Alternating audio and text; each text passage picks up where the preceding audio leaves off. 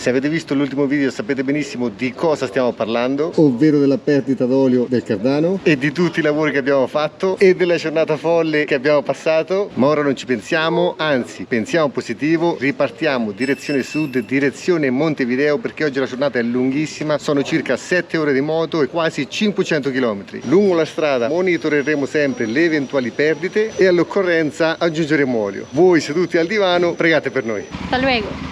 Le terre intorno alla grande città di Campogrande. Primi 50 km fatti, la strada è continuamente un sale e scendi ed intorno tutta la naturalezza. Distese verdi su una terra rosso fuoco. Arrivati al pedaggio guardate motocicletta Real 4,15. Quindi in Brasile per le moto si paga. A destra c'è la corsia dove il pagamento è automatico come da noi con il Telepass. Ovviamente noi non abbiamo il controllo automatico, passiamo su quella manuale e si può pagare con la carta di credito che qua si dice cartón.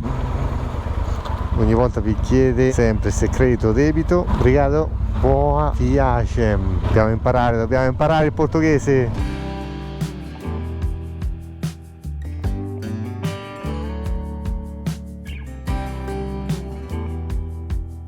Oggi tra l'altro dovremmo passare dallo stato del Mato Grosso allo stato di Paraná. Questo campo sterminato ce lo portiamo sulla destra da più chilometri, ormai non li contiamo più. E finalmente un accenno di sole, un accenno di celeste nel cielo, anche perché in questa maniera il colore delle piantagioni, il colore della terra rossa viene risaltato e così voi dal divano potete ammirare queste zone che sono veramente sconfinate, infinite. Si cammina e sembra di stare sempre nello stesso posto. Siamo un po' tornati come quando siamo entrati in Brasile dalla Bolivia, sembra quasi di essere nell'outback australiano. Ogni tanto si attraversano questi paesini con ristoranti, qualche negozietto che vende souvenir. Guardate i cocco disponibili.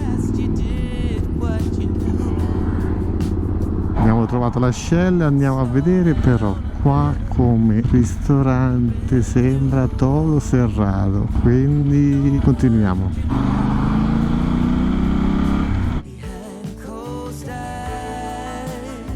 Comunque la differenza tra la Bolivia e il Brasile è devastante. Fabbriche come queste in Bolivia non ne abbiamo vista neanche una, mentre qua è la terza, quarta che incontriamo in giro di 10 km.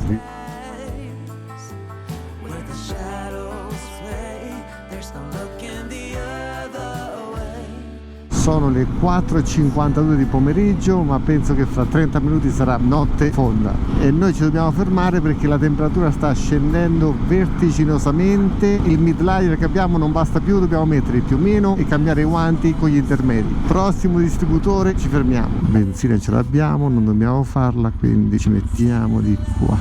Ok.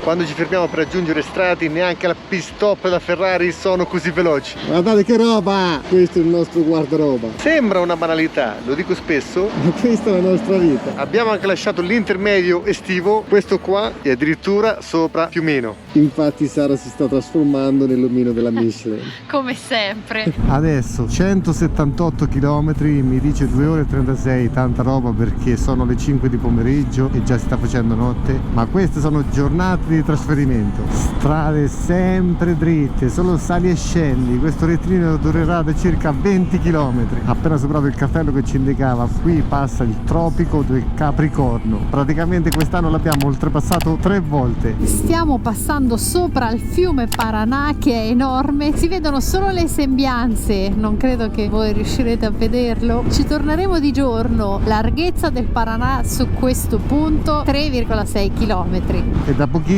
abbiamo letteralmente costeggiato il Paraguay, poi ve lo faccio vedere dalla cartina. Sono rimasti 950 metri, la zona sembra super tranquilla, non c'è nessuno nonostante siamo domenica sera. 600 metri, sono le 7:37 di sera, sembra mezzanotte, però in teoria abbiamo cambiato stato e è cambiato anche l'orario, quindi dovrebbero essere le 8 8:39, proprio l'ora di cena, quindi magari la gente è tutta con la forchetta in mano tranne noi. 300 metri, cioè non c'è nessuno, sembra un fantasma. In teoria ci siamo. Anche il ristorante, mamma mia ragazzi, non ci credo. Io gli parcheggio proprio avanti la porta. Andiamo a vedere Tenerona, poi controlliamo il Cardano, grandissima. Ragazzi, buongiorno da Guaira. Guardate che azzurro, che colori pazzeschi. Oggi temperatura veramente perfetta. Saremo intorno ai 24-25 gradi. La Tenerona ancora all'ombra. Quando non abbiamo un riparo coperto per la moto cerco sempre di coprirla perché qua il sole picchia parecchio. Siamo ancora a livello del tropico del Capricorno. Ora tolgo il telo ed andiamo a controllare quello che ormai sapete benissimo, ovvero la perdita del Cardano.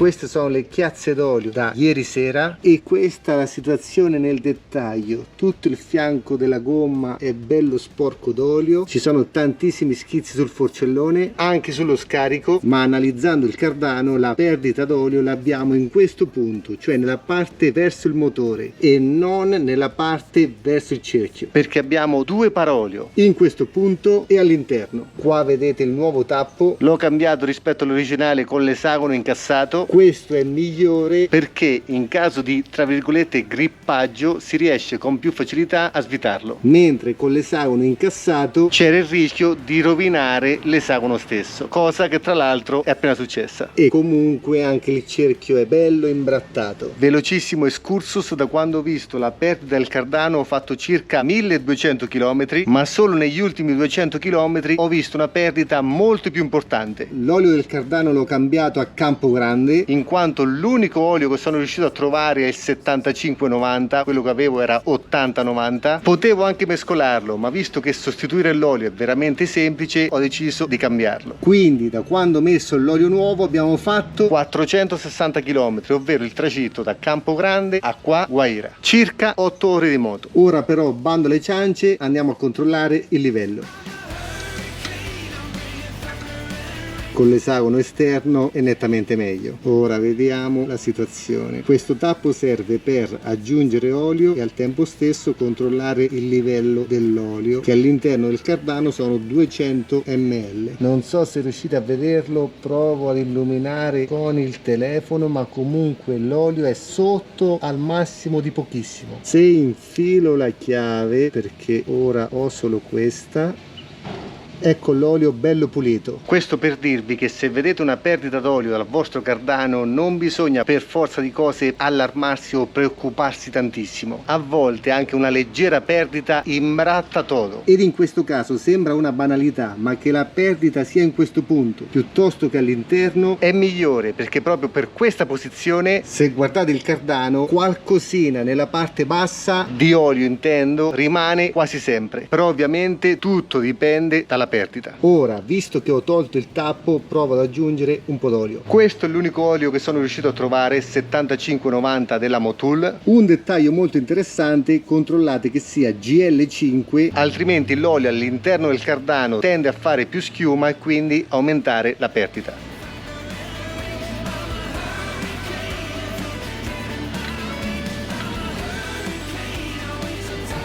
Come avete visto, ho aggiunto veramente un nulla e già è fuoriuscito. Quando fuoriesce significa che sta al massimo. Tutto questo per dirvi che nonostante tutto questo sporco, l'olio che veramente è fuoriuscito dal Cardano saranno stati 10 grammi su 200. E questa è indubbiamente una bella notizia. Poi, per i più curiosi: ma Francesco, cosa succede se l'olio all'interno del Cardano finisce del tutto? Il Cardano inizia a fare molto rumore, può diventare anche viola per il surriscaldamento e in quel caso è da cambiare per forza di cose la coppia conica che si trova all'interno. Comunque questa soluzione è ottima. Il tornitore mi ha dato anche un'altra vite tipo l'originale, ma non la consiglio perché è facile rovinare l'esagono all'interno, mentre in questo caso esteticamente magari è peggiore, però molto più funzionale. E per me l'aspetto funzionale è la cosa più importante. Anche l'estetica è importante, ma prima viene l'affidabilità, la funzionalità. Detto questo, carichiamo la moto e ripartiamo. Dobbiamo fare circa 150 km perché grazie a Davide Biga forse abbiamo trovato la soluzione per sistemare la perdita. Ma come sempre vi racconteremo tutto. Moto come per me c'è caricata, è arrivata anche Sara. Ora sono le 12, questa mattina ce l'abbiamo presa comoda perché abbiamo da fare solo 150 km per arrivare a Cascavel dal nostro meccanico brasiliano che conosceremo tutti insieme. Finché parte al primo colpo, sempre il top. Giornata anche questa ventosa, oltre alla serata in cui siamo arrivati. Buongiorno a tutti e ogni promessa per noi è debito. Oggi iniziamo il video riportandovi sulla località che avevamo detto di mostrarvi di giorno. Ammirando appunto il Rio Paraná, secondo fiume più lungo del Sud America dopo il Rio delle Amazzoni. C'era il vento quando siamo arrivati di sera e c'è il vento anche ora. Con i suoi 4.880 km di lunghezza viene classificato al 14° posto come fiume più lungo del mondo. E tutto sembra tranne che un fiume, in quanto dalle dimensioni sembra di attraversare quasi un pezzettino di mare. Questo fiume che vedete è lo stesso che si unisce al Rio Uruguay, al confine tra Uruguay e Argentina, e va a formare l'immenso estuario del Rio de la Plata di fronte a Buenos Aires. Il Paraná attraversa 3 paesi del Sud America: Brasile, Paraguay e Argentina. Dà il nome anche allo stato che stiamo attraversando e io spesso amo fare i paragoni perché a me fanno rendere conto un po' delle dimensioni. A fronte del Paraná, lungo 4.880 km, paragoniamo il Volga, il fiume più lungo d'Europa con i suoi 3.005, e il Po, più lungo d'Italia, 652 km. Vi mostriamo brevemente anche la pianta di Guaira. Se guardate sul navigatore dall'alto sembra quasi la ragnatela dell'uomo ragno. Questo era il fulcro e questa una delle tante strade che arrivano perpendicolari al nucleo. Giardini, tutto molto curato. Terra rossa, tantissimi ristoranti, quindi per la comida nessun problema. E comunque quello che a noi ovviamente stupisce per le stagioni che abbiamo in Italia, se guardate la vegetazione è rigogliosa nonostante stiamo entrando in inverno. Qua è normale perché siamo sul tropico. Distese di terra infinite. Questo è il Brasile del Paraná. Quasi arrivati, 11 km a Cascavel, e guardate lo skyline, sembra una città super moderna perché ci sono tantissimi grattacieli. Praticamente entriamo in una zona nuova, tutto super tranquillo, molto curato, sembra in crescita. Sono le 3 di pomeriggio, forse per questo è super tranquilla Cascavel. 60 metri, in teoria mi dice che siamo arrivati, ma io non vedo nada. L'ho appena controllato, sicuramente si è sbagliato a mandarmi la posizione. Ho cercato a questo punto Bibos Motonautica e si trova dall'altra parte della città a 7 km. Intanto ne approfittiamo per mostrarvi la città. Questo dovrebbe essere il centro. Abbiamo ancora 4,7 km. Vamos di qua. Ci siamo quasi 1 chilometro. La zona sembra piena di negozi, quindi anche il negozio dovrebbe promettere bene. Dovrebbe essere là, addirittura Continental. Cogliamo l'occasione anche per chiedergli se hanno le Continental che abbiamo sotto noi. Eccolo, enorme. Vamos a ver. Allora, intanto la presentazione è stata ottima. Lui è definito da tutti i motero brasiliani il Portugal. Poi gli chiederemo il perché. E poi faremo anche un giro all'interno per condividere le moto che si vendono qua. Perché di super tenerezza, ovvero di moto di alta cilindrata, ce ne sono poche. E intanto parliamo dell'Italia, perché in un viaggio che l'ha portato in Giappone si è fermato in Italia 20 giorni e gli ha gustato molto. E comunque mi ha detto stai tranquillo che non è un problema questo. Al volo ci siamo spostati in hotel, Tenerona scaricata, abbiamo scaricato anche Sara e noi ora tutti insieme torniamo dalla Yamaha. Mamma mia ragazzi, senza Sara dietro i bagagli sembra veramente che guida una bicicletta. 40 minuti per fare tutto questo lavoro, cioè andare in hotel, scaricare la moto e poi ritornare qua. Entrate in officina e per fortuna ragazzi qua siamo in buone mani. L'apparenza secondo me non inganna. Abbiamo già tolto il cardano, il problema sta a qua. Ecco l'olio che perde, quello è il forellino dove sicuramente quando sono entrato a salare qualcosa si è infilato all'interno. Ora controlliamo anche il foro che stava aperto e non stava bloccato. Quello che stiamo toccando è praticamente lo sporco, la terra che entra dal foro e rimane là, ma non è un problema perché c'è il redentore, c'è il protettore. Guardate nel dettaglio l'albero perfetto, credevo molto peggio. Desmontar os links e a lubrificação dos rolamentos de agulha, porque o retentor é um retentorzinho bem pequeno. Se puede ora lubrificare? Sim, isso, desmonta o link e faz a lubrificação dos rolamentos de agulha que vai aqui e aqui. Praticamente mi sta dicendo che dopo l'ingresso a Salar questa zona andrebbe ovviamente smontata per poterla lubrificare, perché appunto il sale si infila ovunque. Questa è la situazione all'interno. Aqui vai limpar. È nuovo. É novo. Só lá na pista do retentor Sim. a gente confere como é que está. Ok. Se está 100%. Passa uma graxa nele para não acontecer isso aqui di ossidação. Io volevo cambiare anche quel bicchiere, ma da quel che vedo secondo me l'impianto torna come nuovo, cioè pulito torna come nuovo. Per i tecnici togliamo questo e l'interno bisogna togliere quella vite per togliere tutto il bicchierino. Vediamo cosa combinano questi. Sempre per gli amanti si toglie questo e poi si sfila questo bicchierone. E dopo di questo bisogna togliere quello che loro chiamano il repuesto. Repuesto. I tecnici sono loro, ragazzi. Agora a chave. E questa è la chiave per togliere. Passar cá agora o retentor. Tenerona lasciata al meccanico, tornati in hotel, limpiati, docciati, Uber, perché il proprietario del concessionario Yamaha ci ha invitato a cena a casa sua. E voi venite insieme a noi perché vi devo raccontare una cosa che, ragazzi, Vi va a volar la cabeza. è paurosa. Intanto che aspettiamo, guardate il vero motociclista come esce. Aspettate, vi devo far vedere una cosa. Tenere toda la vita. Toda la vida. Uè, un perro. Come si chiama? Gorda, porque musculosa, forte, muy querida, muy querida. Essa è un American Bull. E dopo aver chiesto il permesso se possiamo mostrare la cena, perché ragazzi devo farvela vedere assolutamente, ma soprattutto siete pronti? Guardate che roba, ragazzi, spettacolare, ovviamente cotta rigorosamente alla griglia. Guardate che roba, ma soprattutto mangiamo di fianco a una bestia di moto come questa. Vamos a comer. Ragazzi, buongiorno, Uber e si torna dalla Tenerona. Hola, buon dia. Tornati dalla Yamaha, ovvero dalla Yamaha.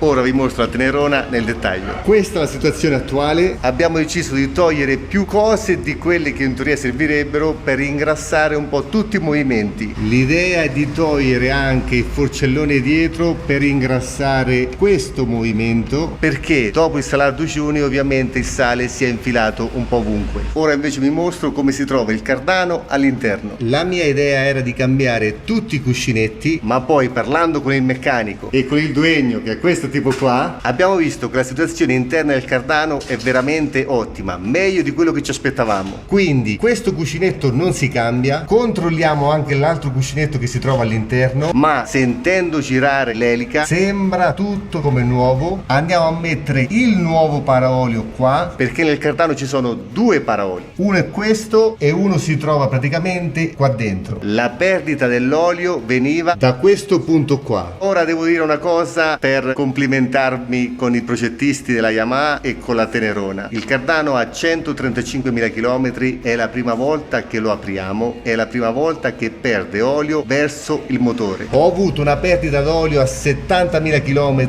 in questo punto e anche in quel caso dopo essere entrato nel lago salato Tuzgolu in Turchia. Quindi dal nostro punto di vista, parlando con il mio grandissimo amico Davide Biga, che ovviamente ha più esperienza di tutti, quando siamo entrati a Salar do Uyuni qualcosina si è infilato all'interno di quel forellino che si trova nel braccio, nel forcellone della Tenerona. Poi lavando la moto per togliere tutto il sale sicuramente qualcosa si è infilato all'interno. Questo bicchiere si potrebbe anche cambiare, perché se guardate è leggermente ossidato fuori, però in questa zona, che è quella che a noi interessa perché appunto in quel punto aggiungiamo il paraolio, è praticamente perfetta. Quindi una soluzione che mi ha suggerito il proprietario è proprio quella di verniciare questa zona, ovviamente con della vernice che resiste ad alte temperature, perché così facendo si protegge appunto quella zona. E mi hanno anche consigliato di non cambiarlo perché non necessita e perché qua i pezzi ovviamente sono più cari dell'Italia. Infatti in questo punto dove si inserisce il paraolio sembra che la superficie sia praticamente perfetta. Questo non necessita sostituire il bicchierino.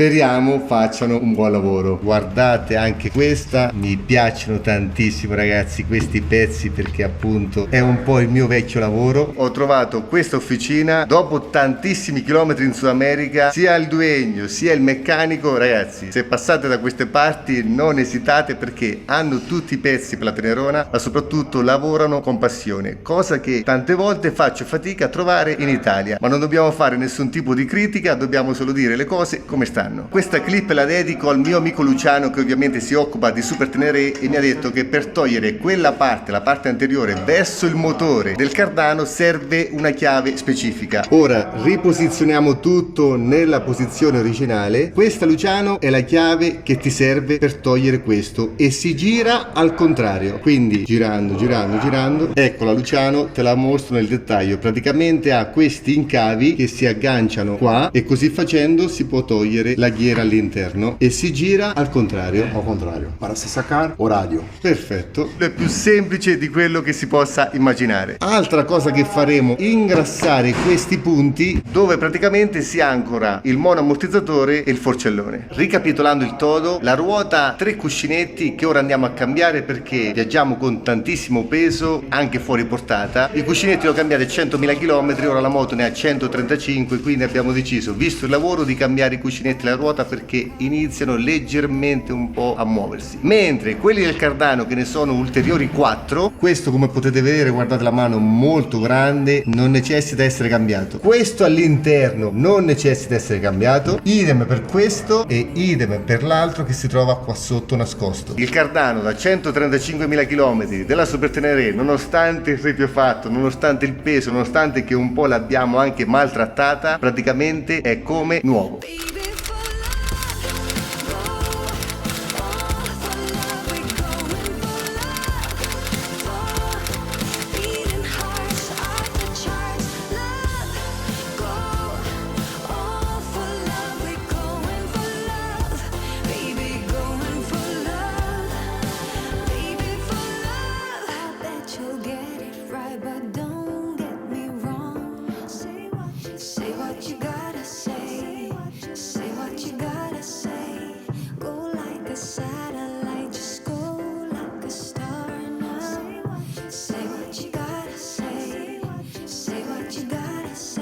Take it to the big sea.